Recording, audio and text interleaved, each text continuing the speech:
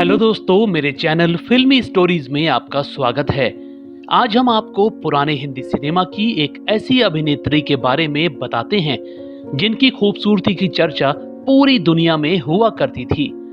इस करोड़पति अदाकारा की मौत और अंत कितना दर्दनाक हुआ, ये लोगों को पता ही नहीं है। भारत के बड़े वैज्ञानिक हुआ करते थे रमैया नायडू। वो एक बार लंदन में गए तो वहां उनकी मुलाकात फ्रेंच पत्रकार मार्थे मांगे से हुई। दोनों को प्यार हो गया और शादी हो गई। उनके घर साल 1950 को एक बेटी ने जन्म लिया। वही बेटी हिंदी सिनेमा में लीला नायडू के नाम से मशहूर हुई।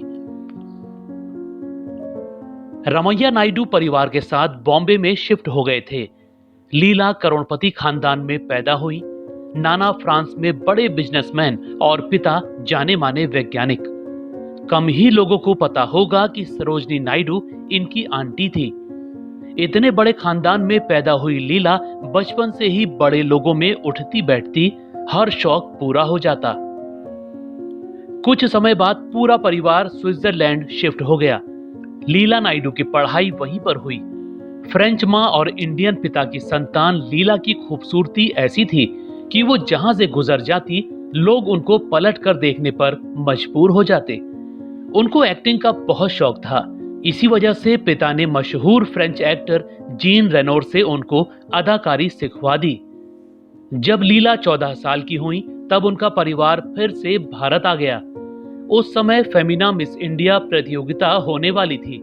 लीला ने भी इसमें हिस्सा ले लिया और सिर्फ 14 साल की उम्र में वो मिस इंडिया बन गईं। वैसे उनका नाम भारत ही नहीं बल्कि पूरी दुनिया की 5 सबसे खूबसूरत महिलाओं की लिस्ट में आता था। उनके बॉलीवुड में आने का किस्सा बड़ा दिलचस्प है।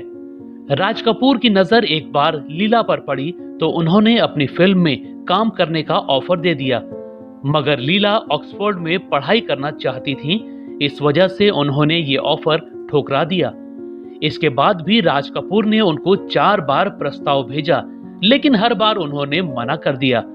आखिरकार कुछ सालों बाद ये कामयाबी ऋषिकेश मुखर्जी को मिली। ऋषिकेश ने लीला की बस एक फोटो देखकर ही उनको अपनी फिल्म में हीरोइन बनाने का इरादा कर लिया था।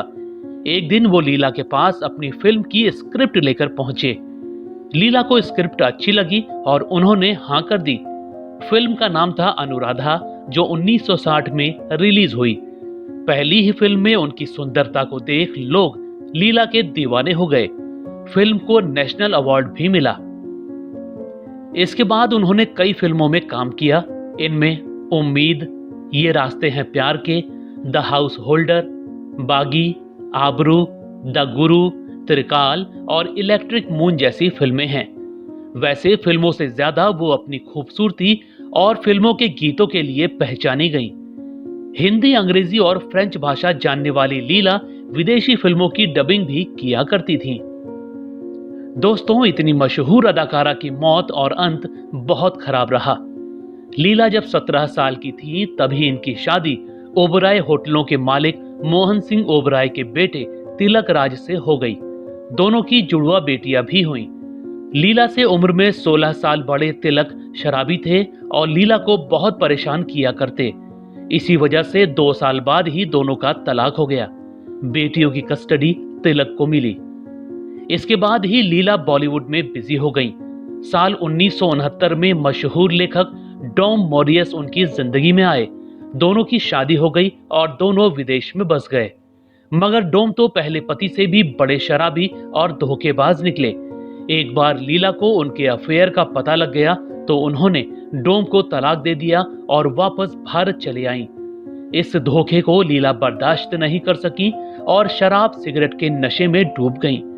पिता की संपत्ति भी लोगों ने हड़प ली और वो मुंबई के निकट कोलाबा में एक टूटे फूटे मकान में एक तमिल नौकर के साथ रहने लगी।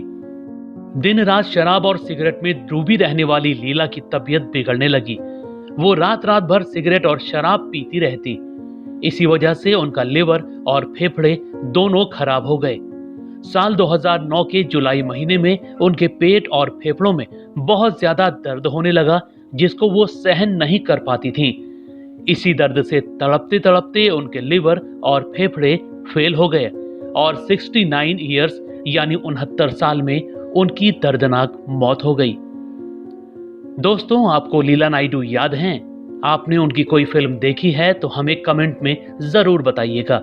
ऐसी ही और स्टोरीज को जानने के लिए आप मेरे चैनल फिल्मी स्टोरीज को सब्सक्राइब भी कर सकते हैं। बस बेल आइकन दबाना मत भूलिएगा।